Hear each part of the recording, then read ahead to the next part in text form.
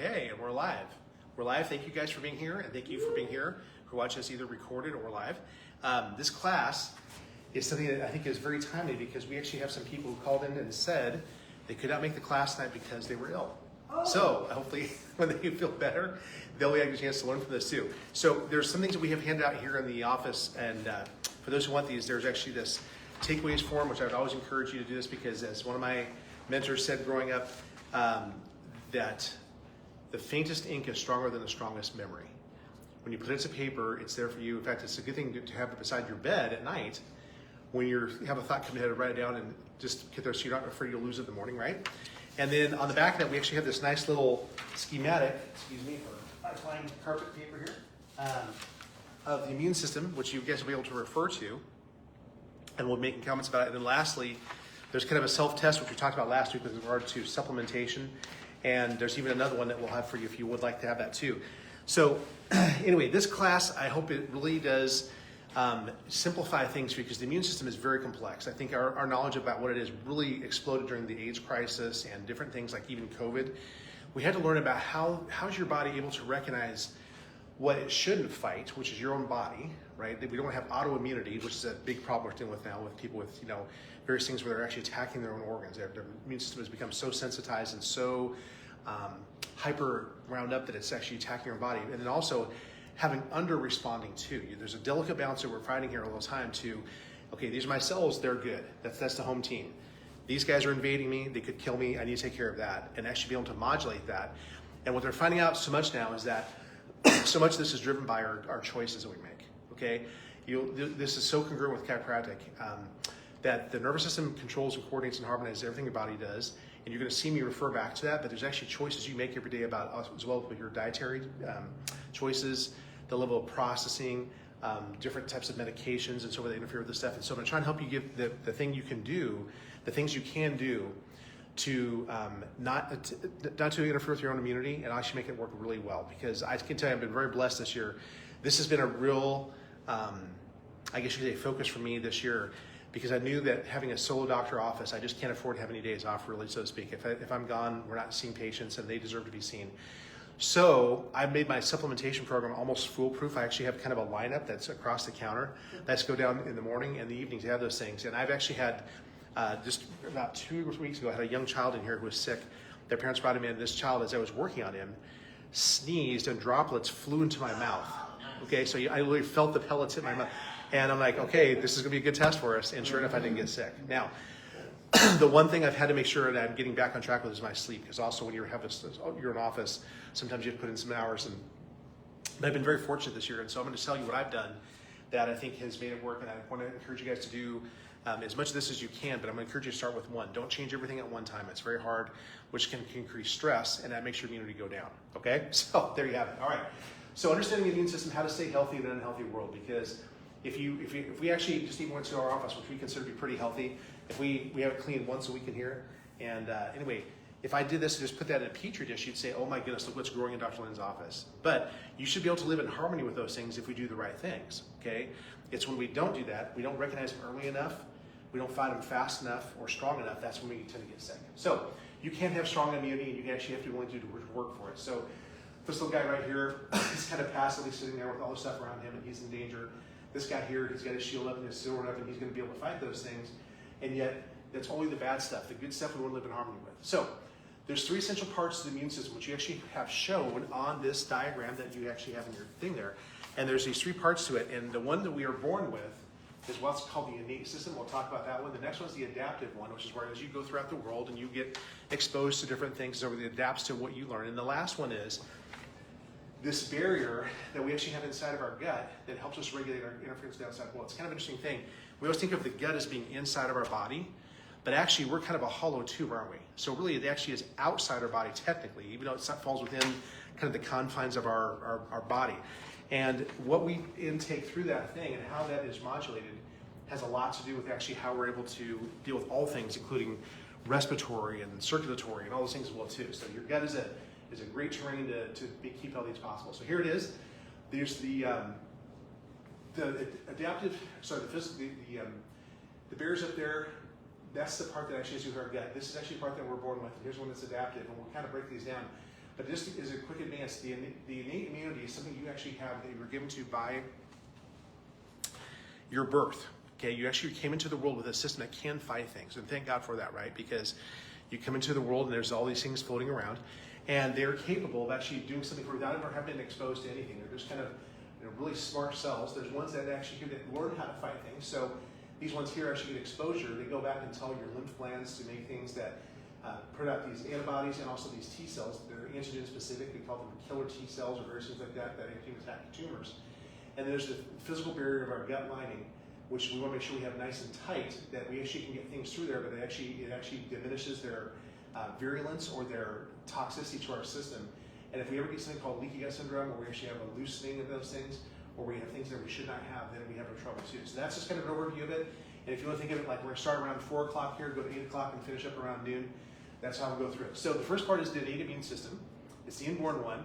It is your first line of defense, and it's actually going to respond to any type of immune system challenge you would have quickly. And this is a great thing. You know, Mom, they actually say you start to get some of this in your flora.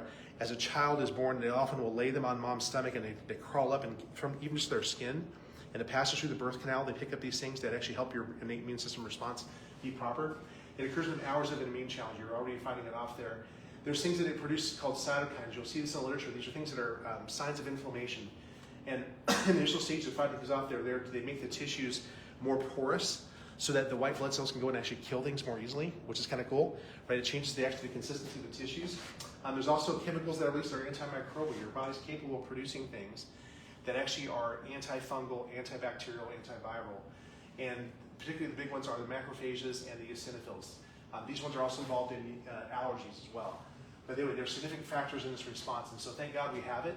That's why we are able to fight things from time to come in there. The quality of your diet and nutritional status is crucial to strong initial immune responses. What they've shown is when you consume things that are high in sugars especially, it really tends to damper your body's ability to respond to things. It actually takes up receptors. They actually have shown that vitamin C and sugar compete for the same entry site on a white blood cell. So if you actually have a lot of sugar in your system, and that could be from just I ate a huge dietary thing, a bunch of sugar, or you have struggling with diabetes, your immunity is actually typically going to be lowered. When do we typically find people getting sick? We often think it was cold and flu season. It actually, those viruses are around us all the time, but it follows the holidays when we're typically very run down from stress and eating lots of sugary stuff, right? So that's one thing that happens there. Our immune response becomes slower, it becomes weaker too. Also, if you're low in certain vitamins, specifically vitamin C, zinc, some of those things, and nutrient status, you actually will blunt the immune response. It may happen, but it will actually be of a dull nature. And so you know how the difference between having a sharp knife, how cleanly you can cut things, versus a dull knife? That's the thing that you're blunting the instrument your body has in your immunity when these things are actually low, or there's too much toxicity, too much of things we don't need, or deficiency, not enough of something we do need. And so here's the study. This is a classic study. It's actually now over 40 years old. But Dr. Sanchez, in the study, they took people and actually had them drink this can of soda. This is actually, I believe this is even prior to the advent of high fructose corn syrup. So this is back when sugary drinks were just made from sugar, okay? And these things had the equivalent. A can of soda actually has, I forget how many teaspoons in there, but I want to say it's around maybe like, I know it's a lot, like somewhere around maybe 10 or 12 teaspoons of sugar in each one. But anyway, all they did was they took people's blood before they did the study and actually had them, they measured their white blood cell response. They actually put like an antigen in there and saw how fast were those cells able to fight those things. And then, after giving them soda, they measured it 5 hours later, and they showed that even up to 5 hours later, your white blood cell activity was reduced by almost half. So, a soda may give you a nice little pick-me-up energy-wise and mentally, but it's not boosting your immunity in any way. Okay. In fact, I've seen some of the high-energy drinks that are out there that are sugary also try to boost that by having echinacea in there too. Like this, we're bringing it back to speed, or to something approaching back to where you would be. Kind of interesting. That's actually a classic landmark study of those things. And so, if you want to help your immune system, one thing you can definitely do is reduce sugar. This does not include fruit sugar, believe it or not. That just seems to have a way less of an effect there. But just cane sugar that's been processed and distilled from a plant really makes things in a bad way for your body to fight things off. So, in summary, if you need the simple version, this kind of diet leads to poor immunity. So, one of my friends said if your primary cooks are a king and a clown and a girl named Wendy, you probably need to change shifts, okay? Because they're leading to bad things. And also, if the food has a shelf life of multiple days, weeks, months, or years, again, there's probably not a whole lot of living things your body can do much with. It's actually typically compressed calories and reduced fiber and reduced nutrients. Okay, so that's going to help boost your immunity. The innate part of it. This is a kind of an interesting one. This study actually happened when I was in chiropractic college. National Chiropractic College in Chicago did a study. They wanted to see what does chiropractic care do for immune function. They were specifically looking at these cells, right? And so they're activated by this thing called substance P. And this is looking at polyneutrophil neutrophils and monocytes, the big ones there. What they did was they took people and analyzed them for subluxation. If they found subluxations in their upper thoracic spine, they said, great. First of all, let's actually check your white blood cell response right now, just like they did with a can of soda. And they saw how fast they could respond. And then they put them in one of three groups. One group was they actually got what they call a sham adjustment. Okay? So these are all chiropractic newbies. They don't know what chiropractic care is. They just come in and they made the table go up and down a few times. No contact with the spine. That's all they did. The next group, so there's that. The next group actually has some soft tissue work done. They came in and did like some trigger point work. Okay? They're telling me this is chiropractic care. It's not. But there it is. This is one of the fun things you get to do with these kind of studies.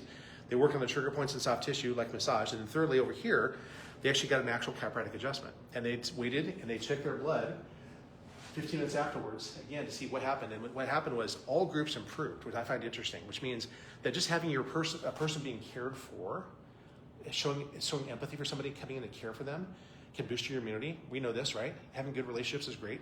Being around people who are helpful and all that is good.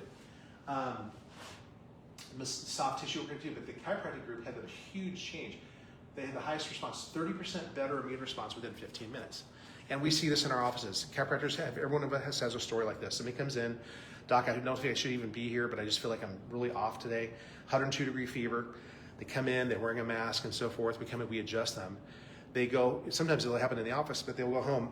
They spike a fever to like 103 for an hour, and it's gone. Like it just boom, they attack it and get rid of it. It's so cool. And we really just think it's neat. So that actually has been shown to be in the research. And again, you can boost your innate immunity by actually having your adjustments done, which I think is really cool. Number two, the immune system is adaptive. So this is the one where we learn to adapt to our environment. We are exposed to something and the body says, oh, I know now that's actually a foreign thing.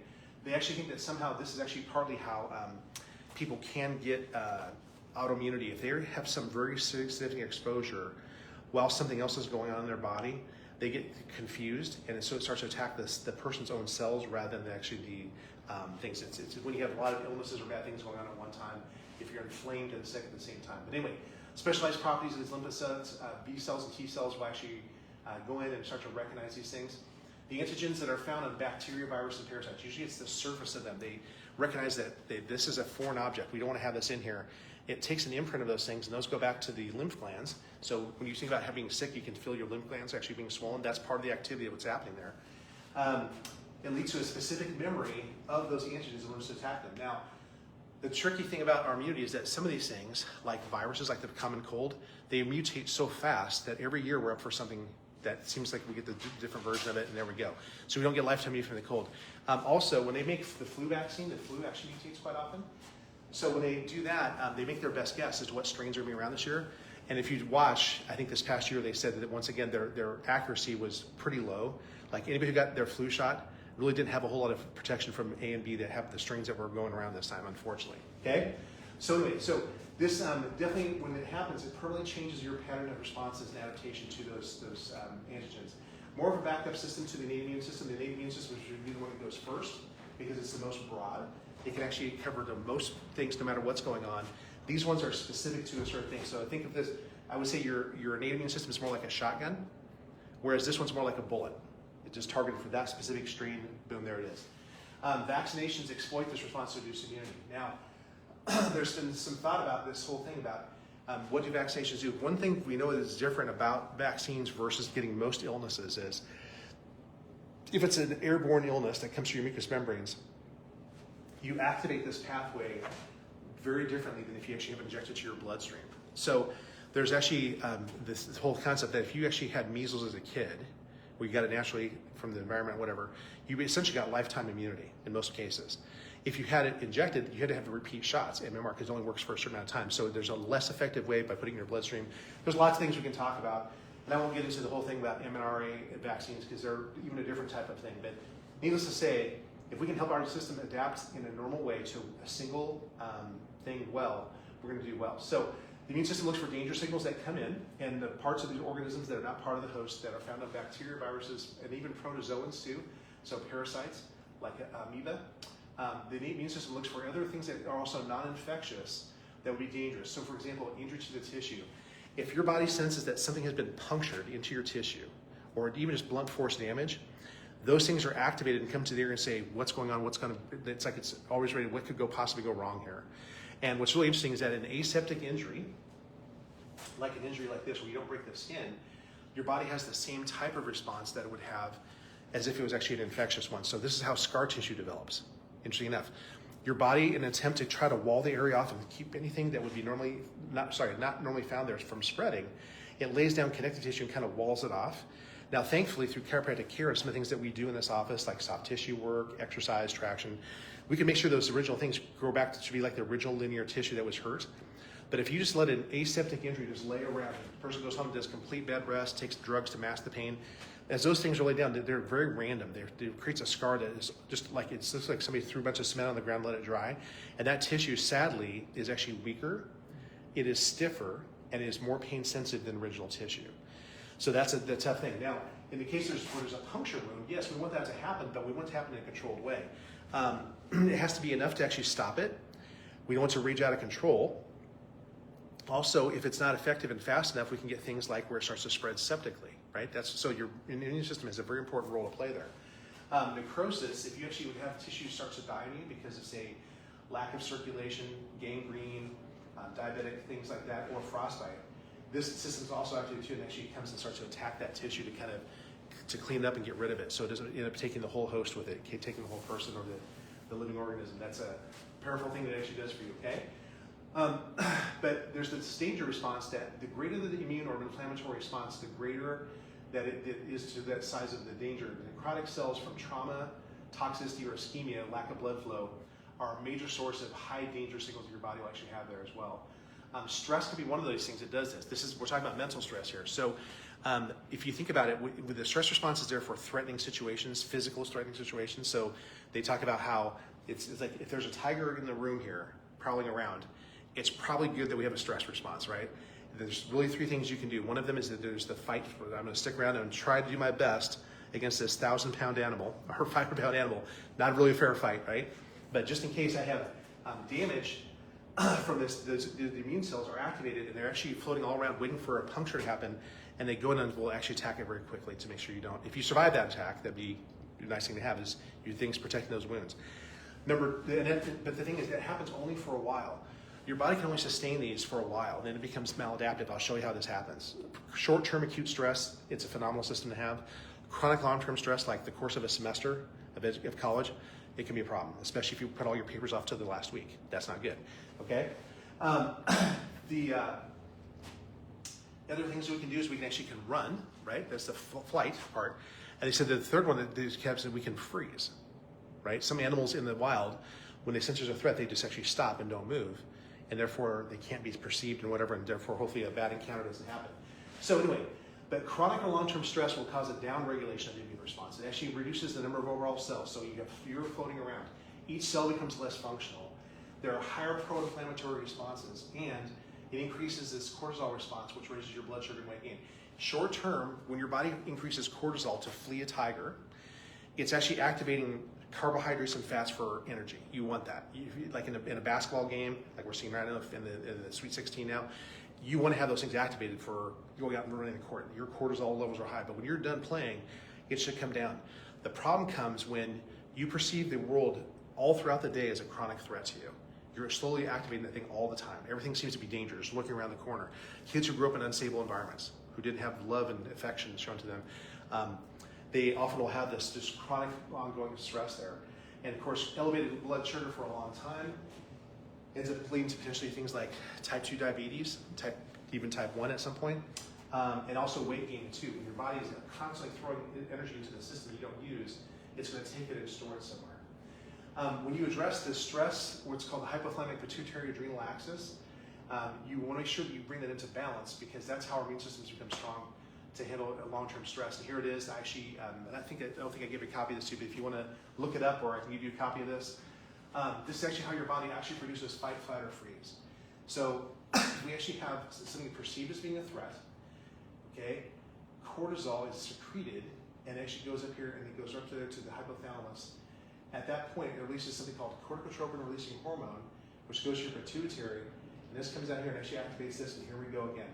This cycle is going to go on until it's either broken through, this threatening situation is done, or you take control basically of your own thoughts, right, and start to, box breathing actually helps turn this off. Do you know that? Breathing in through your nose for 4 seconds or 6 seconds, holding for 4 or 6 seconds, blowing out through your mouth for 4 or 6 seconds, and waiting another number before you do it again. If you do it for an entire minute, the vagus nerve actually helps down-regulate this sympathetic response, which is really cool. But it's there for a reason. We need that to be able to get away from threats, that we should not live life as a threat. If life is a threat to you, that's going to create an issue, okay? So higher and chronic unrelenting stress, this kind of day over and over again, if somebody comes into work and every day is like that to them, that leads to this sort of thing, calling into work sick, okay? They have a weakened immune system because their work is threatening. So it's really important for us to actually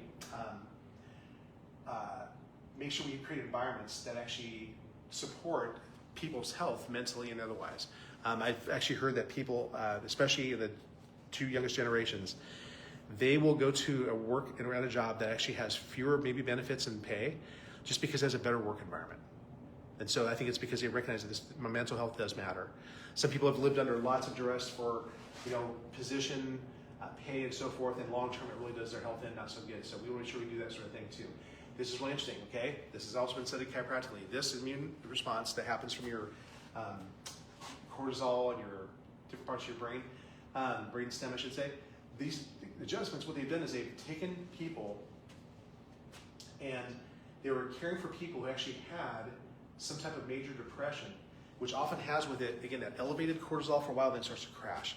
What they showed was if you actually have high cortisol levels and get adjusted, they measure through your saliva. I think it was within a matter of like 30 minutes, they actually saw that your cortisol levels were already dropping. Isn't that nice? B.J. Palmer used to have, in his Palmer clinic that I went to school, they would adjust patients and make them lay down in a dark room for 15 minutes just to let everything kind of reset before he went on their merry way, which I think is a great thing to do. It actually restores the balance between fight or flight and rest and digest, and chiropractic adjustments absolutely do that. Resets the autonomic nervous system. One of the ways we measure this, and we actually we have this technology in our office, and it's not here right now, but we're going to get it back. Heart rate variability. We can actually have you put your fingers, and we can take your pulse rate, your temperature, and how your pulse rate varies over the course of 5 minutes and tell you really how stressed you are. And I've actually seen this where we've adjusted patients, they go and do a post check 15 minutes later, and it's just like they're a different person. It's really cool. So once again, your care will play a big role in actually helping you make this system work as efficiently, but also turn off when it should. The last one, this is the the gut one part of it, the microbiome of the body. Your gut actually has more immune cells than the rest of the body put together, which is absolutely amazing to think about. They estimate that your body has about 70 trillion cells, or 47 trillion cells. The number of critters that are living on or in you is like 10 times that. So don't let you gross out. 99% of them or more are healthy and happy for you. Good things to have. Approximately 70% of your immune tissue is located in your intestines, which is interesting. You just think of it being like in your bloodstream or in your lungs or whatever. It actually is in your intestines.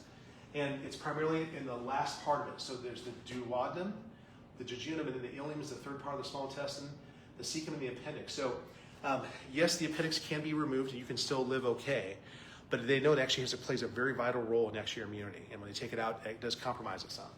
The surveillance system is actually crucial to keep us safe. And the way it talks to your brain is through the cranial nerve. The vagus nerve was named by the Greeks back in the day, cranial nerve number 10. It is truly big. If you look at a picture of it, it goes everywhere in the body, just all over the guts and everything like that too. And 90% of those nerves are ones that go from the gut to the brain, or the tissues to the brain. The other one, talking from the brain to the tissue, is only 10%. It's so that your brain is aware of what's happening. When you eat something tonight, or just eat something tomorrow for breakfast, it automatically activates that system, and the body's aware of what's happening in there. And so we'll talk about some foods that actually make that work very well. Here it is. The last part of the small intestine is the terminal ileum. There's these things there called Peyer's patches and so forth. When bacteria come in there, they sense what's going on, they will actually start to alert your immune system to attack things. But most of your gut bacteria should be good. That's what they call probiotics. We're in favor of life. It's a good thing. Probiotics. And they're really important. There's actually things that are called prebiotics that actually help feed them as well too. So here we have it. This is more than I want to go into tonight, really, but here you have it. The brain and the gut working together through the vagus nerve and so forth. There's things that will make this a activating system, like warning. Say this actually happened. I went to a 60th birthday party a couple weekends ago, and apparently somebody brought the norovirus with them because they thought it was food poisoning. They were calling everybody, what did you have last night? Because a lot of people are getting sick, like this. And I was able to escape it. But it's going to activate a system, and it's going to be designed to get things out of you as quickly as possible. So guess what? We have the top end and the bottom end, right? We have fevers. We have all the stuff that can go on there. And there's actually the part that restores us back to the sense of balance, which is the vagus nerve. And if we actually eat the right kind of things, get that gut restored to those proper things, then guess what? We have a happy situation again. That's happening all the time around us. So the microbiome you have contains trillions of cells, 10 times the number of cells you have in your body. They're mostly non-pathological bacteria and viruses you actually need, and some of them are actually helpful. They produce things your body needs. This is a cool thing. So there's important that we have the right strains in there. Our probiotic, and I meant to have it out here, I'm sorry. I usually have an example over here on the shelf, but it contains 16 different things that they know the human organism needs. I think there's 16 billion bacteria per little capsule that we have in there. So it's a good thing to see that colon and help it function well. It functions synergistically with your immune system to protect against pathogenic invasion and colonization. You don't want something coming in and taking root in there that should not. And it does provide minerals and nutrients to the host while assisting with energy and nutrient extraction. It's really important. A lot of things that those good bacteria break down for you help you in your immunity, which is it's fantastic. In fact, they're supposed to do that part that prevents the leaky gut from happening. So the relationship between the immune system and gut microbiomes is highly unique. Certain bacteria can encourage T cells to produce these things in our gut. Short-chain fatty acids that are found in high-fiber vegetables and some fruits actually make these things work really well. The T cells in the colon convert fiber to short-chain fatty acids. So some things that would fall in this category are like broccoli and cauliflower. Sauerkraut's one of those. Sauerkraut actually has some of the good bacteria already in there too. It's been fermented. Fermented foods are really good for this. They actually are a big part of the 4E1 in there. And when you have more T cells, it means your body is less inflamed and has fewer intestinal dysfunctions like leaky gut syndrome, irritable bowel syndrome, things that you just don't want to have going on. When you have a sick to your stomach feeling, do you feel like doing much of anything? It just makes you wipe you out. You just want to go lay down. They actually have shown there's even certain cytokines that your body releases that signal your body to go lay down. There's actually a chemical that makes you feel like going and laying down. It's a good thing, but we try not to produce those by having a better diet, okay? And once again, here we have it. Short-chain fatty acids play an important role in the maintenance of your gut and metabolic health.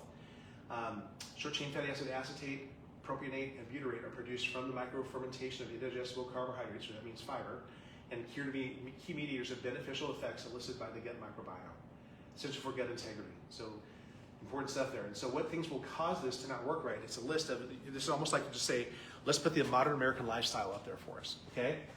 Diets that are high in sugar and bad fats. So the omega-6s are found in seed oils. You guys heard the concern that Maha's had about seed oils? They're easily found because we pay farmers to produce these things, right? Corn, soy, and they're foods that can be very helpful in the case of a famine because we can store them for long periods of time. Like, this can stay in a container for months, if not years, whereas broccoli tends to go bad within a week. However, they contain lots of omega-6s, which are pro-inflammatory. We need them. They say that our ancestors who walked around and just looking for food and foraged, that our ratio of the good ones, sorry, I hate to call them good, but they're anti-inflammatory. And the ones that are not so great in the excess, the omega-6s, it was about a 1-to-1 ratio, maybe like a 2-to-1 ratio, maybe up to 4-to-1, we were okay.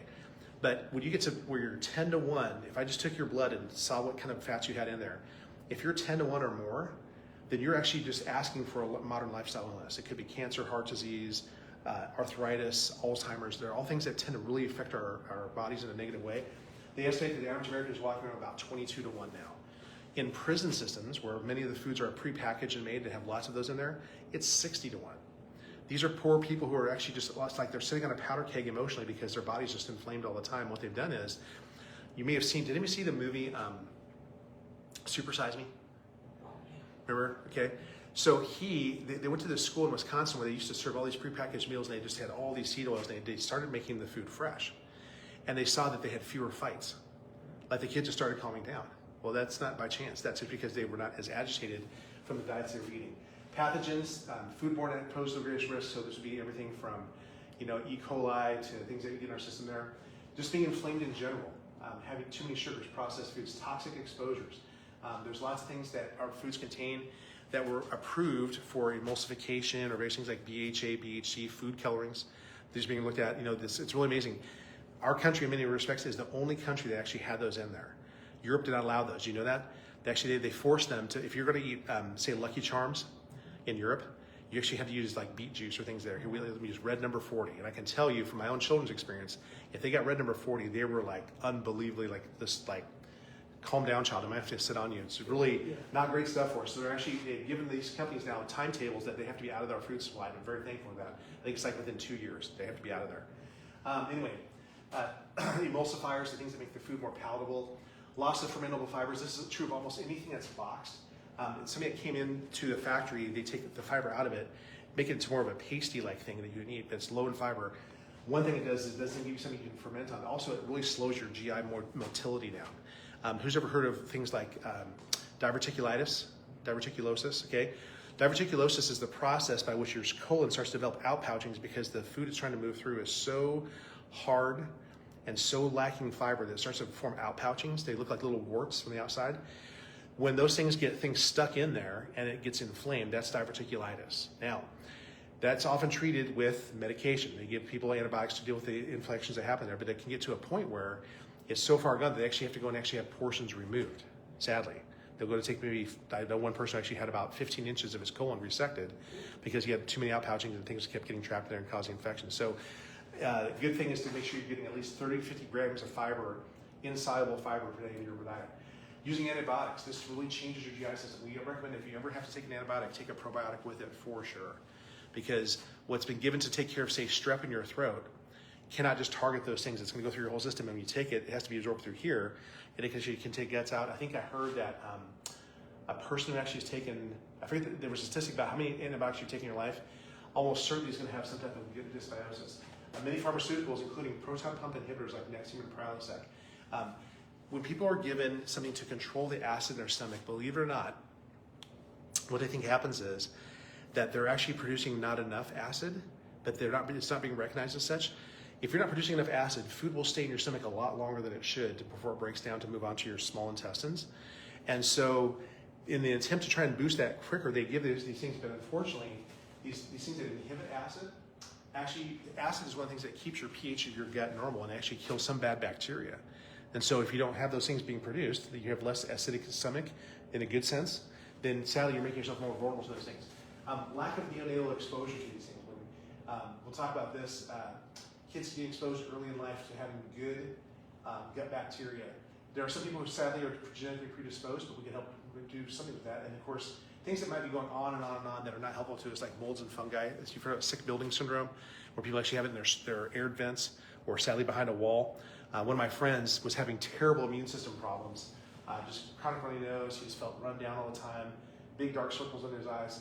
Turns out that his house was built in Florida, and they did not do a proper job sealing off the moisture from the outside to get him behind his walls. He had to live outside of his house for 6 months as they repaired that fungal damage. Okay, so these are not small things. If you ever suspect that, there's tests you can do for that. The hygiene hypothesis, this is fascinating. There's a book called Dirt is Good by these guys. They're actually physiologists. They don't just look at human beings. They study all of living organisms. And what they say is, your kids, and actually even adults, we really benefit from being exposed to microbes and having them challenged. Research shows that farm kids or kids that grow up with pets and play outside in the dirt have stronger immune systems than kids who don't. I feel really sad for those children who walk around these totally antiseptic environments. Every time the kid's going to test something, mom has to wipe it down with that Clorox thing. They just never get exposed to anything to get their gut challenging. And I actually heard one mom say that she credits her kid's good immune function because every time her binky fell out of her mouth, they just stuck it right back in without wiping it off. Fantastic, right? But anyway, this exposure keeps those pathogens, keeps your immune system healthy and on point. Modern hygiene, sadly, tends to reduce the exposure to health-promoting pathogens. And so it's important to remember that the gut is a part of your immune system. So if your microbes are good, then your immune response is going to be good. I really recommend that book. It's a great book on that. I actually own it. And it's actually available, I believe, also on Audible, too, if you want to get a quick read on that, a quick listen. All right. So how can we best support our immune system? Well, there's lots of ways to do it. Get adjusted, number one. Number two, eat a diet rich in whole foods, such as organic things. You want to avoid foods that contain things that can irritate the gut, especially the way we produce them. Guys, I really do think that wheat is actually a fine thing to eat in the purest sense. If we actually could go back 10,000 years and eat wheat the way it was back then, totally fine. What happened in our processing of food is that we actually now make plants that are resistant to GMOs. They're GMOs that are resistant to the sprays you put on there.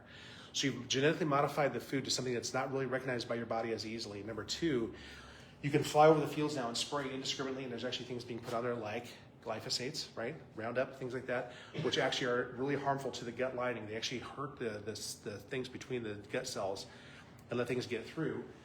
Dairy, the way it's actually been processed out in our country, often is animals have been given lots of bovine growth hormones and things like that. And lastly, peanuts.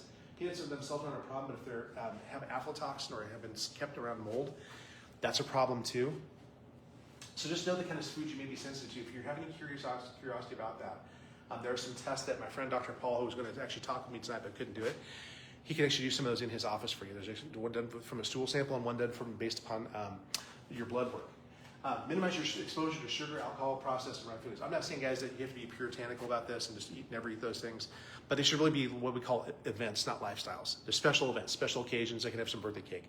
Special events, I might have a drink or two, but man, it's a big difference between having those every night and having them once in a while.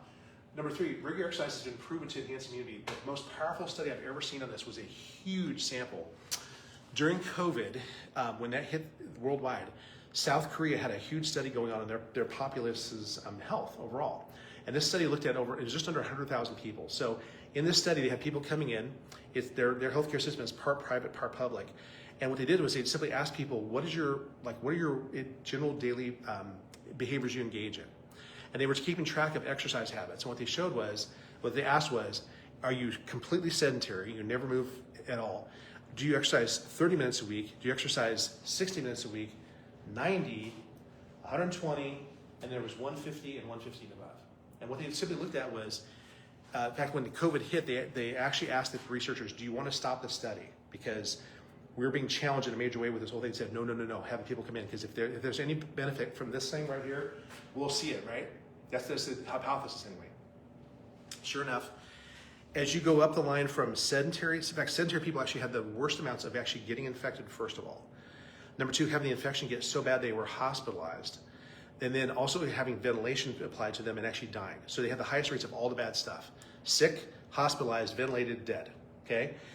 When you went to 30, 60, 90, 120, 150, every group got progressively better. And they said any amount of exercise is going to be good for you. We're not talking here about going in and do jumping jacks for half an hour. We're talking just walking at a good brisk pace, weightlifting, all those things qualified. Something that makes you break or sweat. Something that maybe makes you hard to talk a little bit. That'd be good, right? If you can talk too easily, it's good. If you're out of breath, that's maybe too hard. But they clearly showed that when you're actually active, the group that got the best response, the least amount of infection, the least amount of hospitalization, the least amount of ventilation, the least death, was the group that was 150 minutes or more. Isn't that cool? You can overdo it, but that's not most Americans' problems. Sadly, the minimum criterion for this, 90 minutes a week? That's what the American Heart Association recommends, or CDC. Only 1 out of 3 Nebraskans gets 90 minutes of exercise per week. 2/3 of them don't get any or less. Really sad. Okay, so don't be that. And then lastly, when I say avoid pharmaceuticals, guys, as much as possible, obviously there are things that we need to keep alive. I'm not saying that, and care practitioners, we're not licensed to prescribe them. All I would say is look up a great website to have at your disposal is drugs.com. Go and take a look and see, what does this medication do, and then what are the possible side effects, and if there's something you could do that was maybe more natural or less aggressive, talk to your doctor about it, right? Some doctors are very willing to help people. They just figure they're not going to change your lifestyle, so why would I ever coach you on this stuff? One of the best examples I remember was a guy who actually was taking those proton pump inhibitors. We cared for him. He had upset stomach, and he was having what's called gastroesophageal reflux disease for 5 years. And when he got his spine corrected, the nerves to his stomach started working better. He said, I feel so much better. They actually helped him not go off at cold turkey, because that's a dangerous thing, but he took half the medication for a month. They took 75% less in the next month, and by the 3rd month, he was off them completely. Okay, that's a very, but I didn't do that for him. I simply said, go ask the question, and his doctor was really helpful in that whole regard. Supplements you can do to strengthen your immunity. Echinacea is one of the best ones you can. It's actually an herb.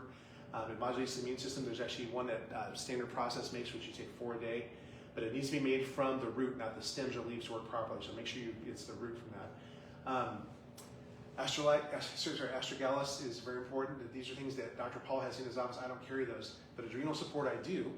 We actually have something here called Drenamine. And so 2 times in my life, I've actually had my immune system tank because of my adrenals failing. I was working ungodly hours here, making a software switch, and I was hitting the snooze button so fast, I should have been on a game show, and I could turn that thing off just like that. And I started taking this stuff, and over 2 months, I got myself restored, and I started getting up before my alarm clock again, which is really cool. Whole food vitamin C. Vitamin C is actually a complex. There's something called Cataplex C, which I do believe we have. That is actually a whole food that contains those things. Also, with that, calcium lactate. This is something that they found this was in India, that those people actually had the highest levels of calcium lactate and vitamin D in their systems. Actually, once again, they got the least signals of it. And it's important to take vitamin K with those too, because D helps the calcium get in your system. This helps it go to the right place. So those are good. There's zinc and trace minerals as well too. Zinc is one of the best ones to have a good level because we're typically deficient on those things. As magnesium also. And zinc is extremely important for shortening the duration and the severity of a cold. This is something that Lori heard me talk about last week. This whole line here, I like it. Innate Choice has all the vitamins you could possibly need in a level that meets the minimum criterion, and it's all in a form your body will easily use and recognize. There's nothing cheap in here about those things. It's all the best forms. Here's omega-3s, which we need, and there's also the version that contains vitamin D. And then there's actually one that actually is a pourable version there. That's right there, along with this, you would actually have everything you possibly needed, and it's for less than, I think, $4 a day. Also, for kiddos, Standard Process has made this immune system. So if you guys want to check one of these samples, we actually have this bottle open for you to try. You can get one afterwards. I like it because it tastes kind of like a tart grape. Okay, so if your kid has an excitable taste buds, that'd be a good one there. It tastes like beets. They taste like beets, but it tastes like grapes to me. Okay, yeah, there it is. Okay, Beets, so grapes. Grape beets. that's right. That's right. Yes, intestinal. Yeah, intestinal dysbiosis or leaky gut syndrome. If your gut is leaky, that produces an immune system challenge because it's letting things through before it's digested. And so there's a gut healing protocol that can be very helpful. And Dr. Paul and I put this list together. He has a lot of these in his office. Again, I refer to him for those. He keeps them in stock, but I can't order them for you. There's a gut flora complex. Berberine is something that's found in actually some plants that actually helps kill bad bacteria and helps support the good ones. Biofilm complex is like a thing that it serves as kind of a coating thing that lets only certain things through. Whole food fiber from Standard Process. This is a good source of fiber. If you don't like to eat fiber-rich foods, you really should get something like this. If you eat 5 to 7 fruits and vegetables a day, you're probably close. If you eat 9 to 13, you're there. That's fantastic, okay? And that does not mean apple-flavored Jolly Ranchers. Those don't count. Lactic acid yeast from Standard Process is a natural preservative found in foods. It's in like yogurt, baked goods that would be along the lines of sourdough and pickled vegetables.